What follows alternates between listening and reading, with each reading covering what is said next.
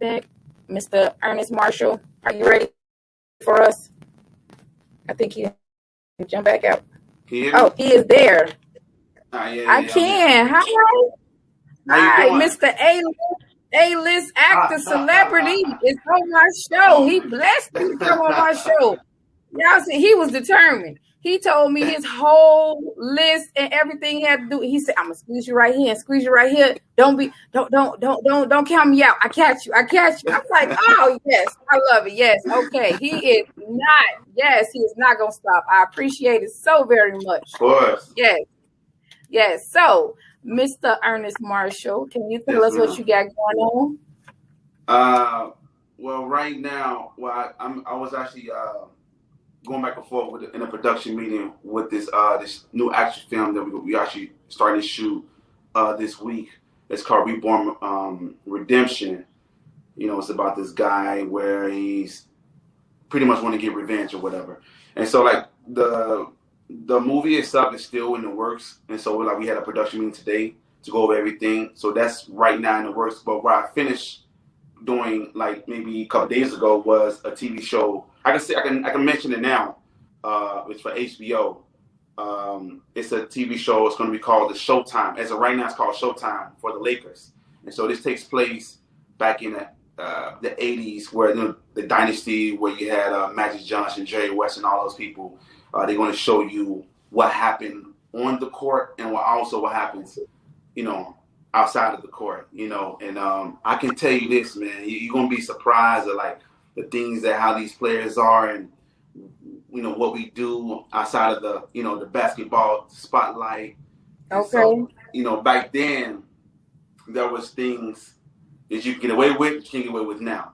So, but anyway, I played this guy named Byron, one of the neighborhood basketball kids that look up to these basketball stars, and that's that's as much I can really give away.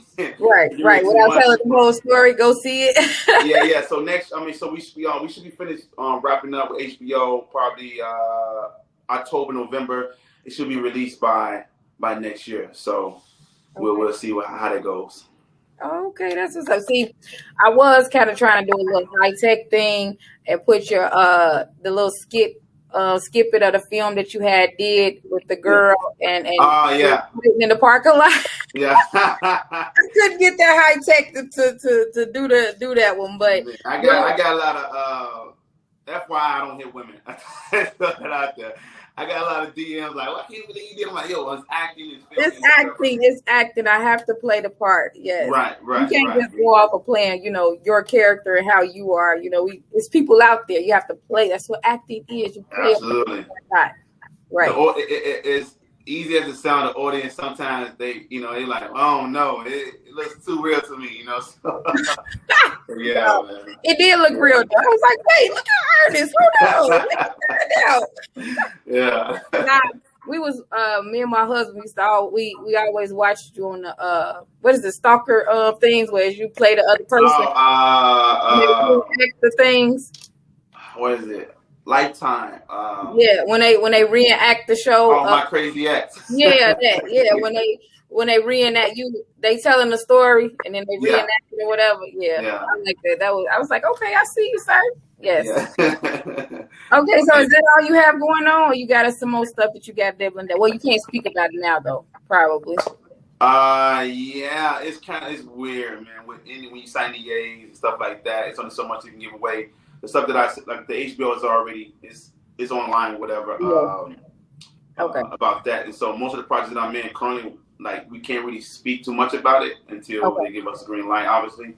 But I just had a colossal, huge audition today with Will Smith. But like I said, it's you can't say too much. I want to. I know. It's okay. Just make sure that you come back and make sure that you. Oh, yeah, for sure. When you get it, so I can be the first. Yeah. Absolutely. Okay, so we go ahead and jump in and ask your first question. Your first question is, so your first question is, do you feel that a person should travel around their own state before traveling to other states, and why? No, I don't think so.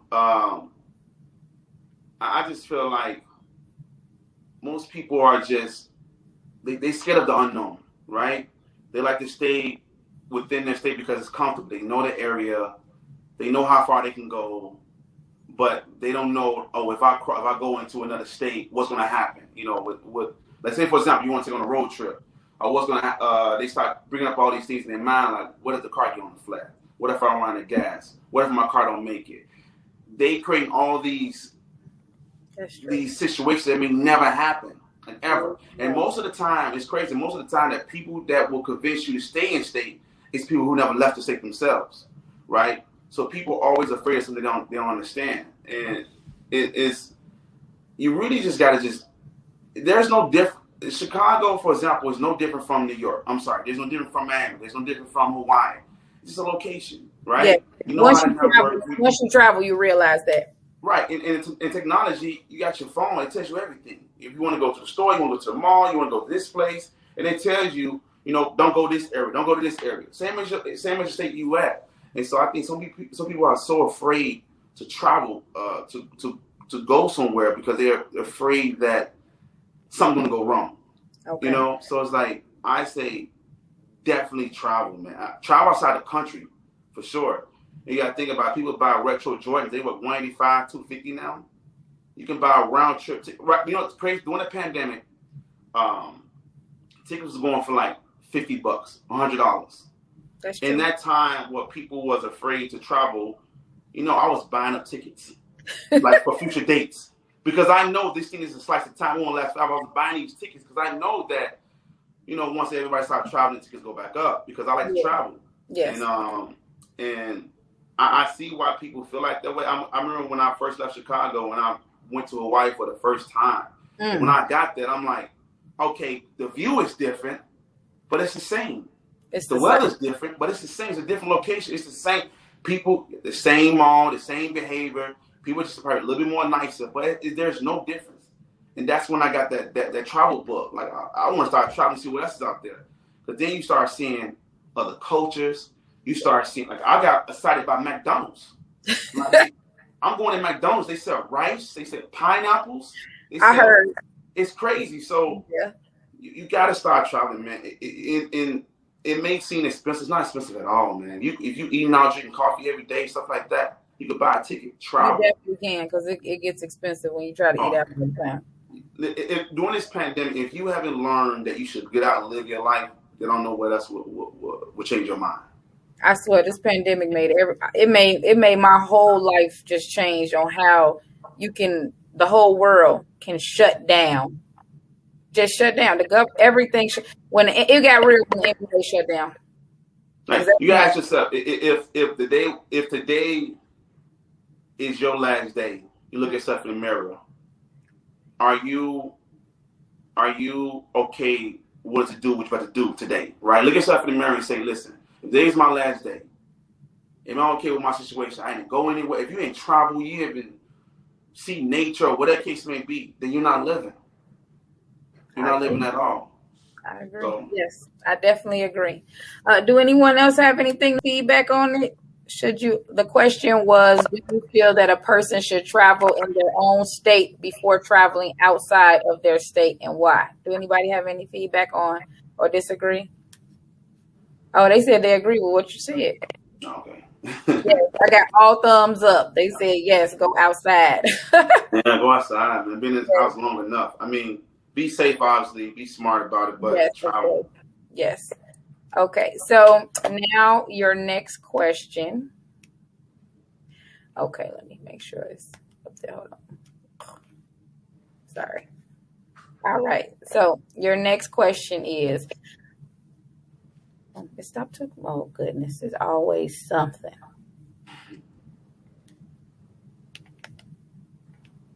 Okay, so in the world of everyone having their opinion, how do you differentiate from the haters versus the people that are giving loving advice?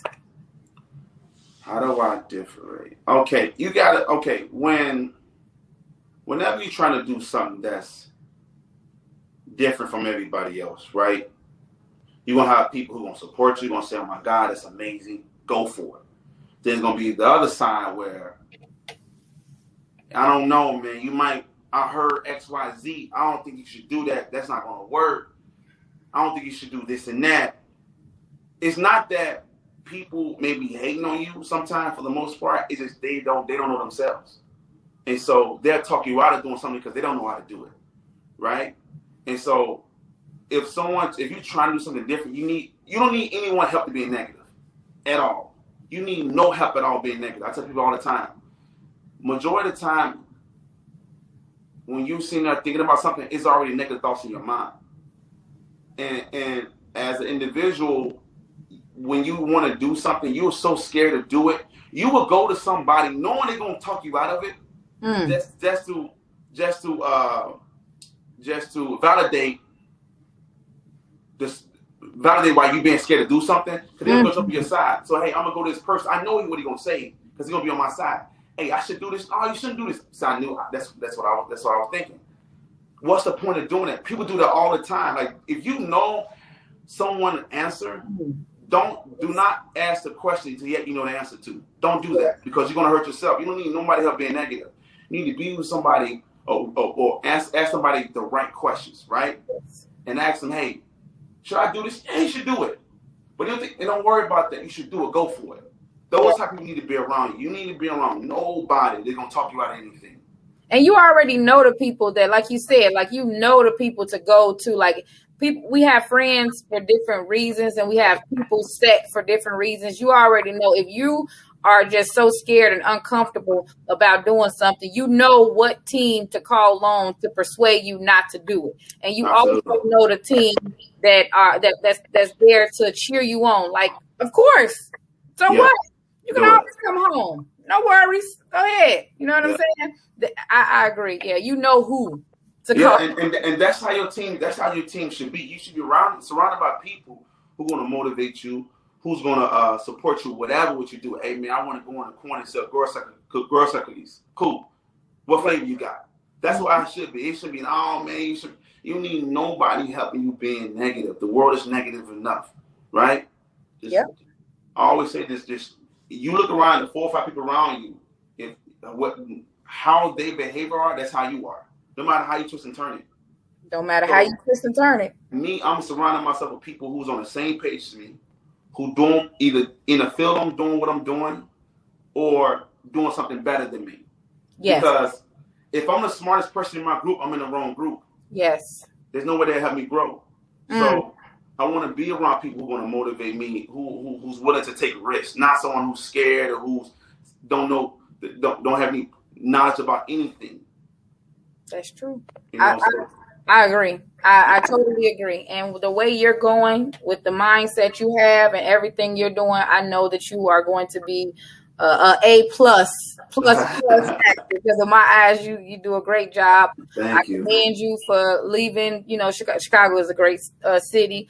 I mean, it is. Illinois is a great city. You have everything. However, if it's something that you want to pursue and it's holding you back in Chicago, you should go and pursue that and make sure that you live it to the fullest. Absolutely. And believe me, I see that you are living it to the fullest. You are happy.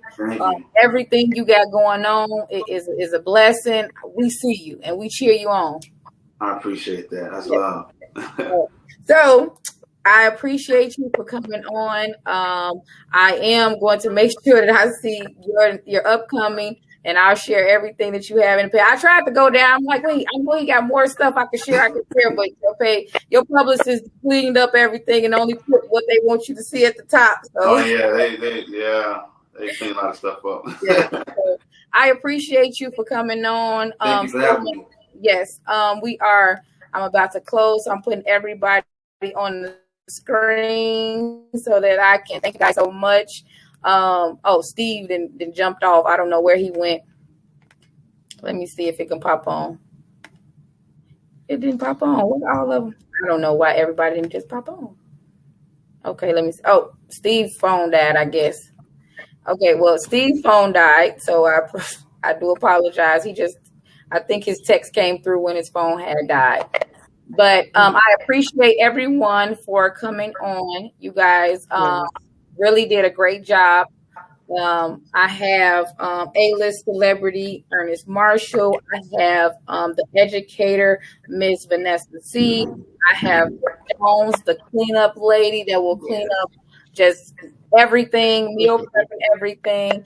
And I had Mr. CEO, Self-Made Steve. You guys blessed my panel very much. So man, we had a good one, y'all. So with that being said, make sure you guys subscribe to my YouTube channel. Everyone has the tea. I'm the one that brings the biscuit with it. And you guys have a great day until next time. Thank you. Thank you. Bye.